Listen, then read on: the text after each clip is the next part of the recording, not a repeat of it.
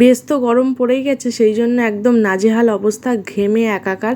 আর গরম এত পরিমাণে এখানে বলার মতো কোনো ভাষাই নেই। যাই হোক, এখানে সবজি মাছ টাছ কিনে কিন্তু চলে আসছি, আর আস্তে আস্তে বাজে রাত্রির 9টা। বুঝতে পারছো, বিকেল বেরিয়েছি 4টে থেকে 4:30।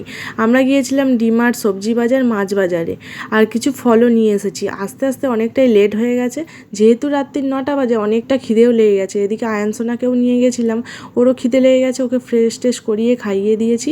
আর এখন আমরা খাওয়া দাওয়া করব। তার আগে ভাবলাম সবজিপত্রগুলো গুছিয়ে রাখি, না হলে তো আর ইচ্ছেই করবে না, খাওয়ার পরে মনে হবে একটু রেস্ট নিই। সেই জন্যই ভাবলাম সবজি ফলটাল গুছিয়ে রেখে তবেই কিন্তু খাওয়া দাওয়া করব।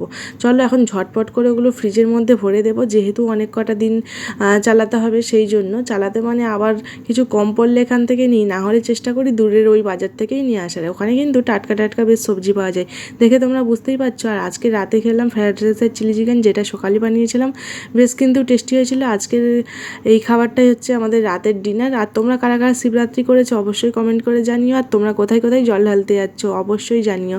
দেখা হবে নতুন ভিডিওতে। টাটা, সবাই খুব খুব ভালো থেকো।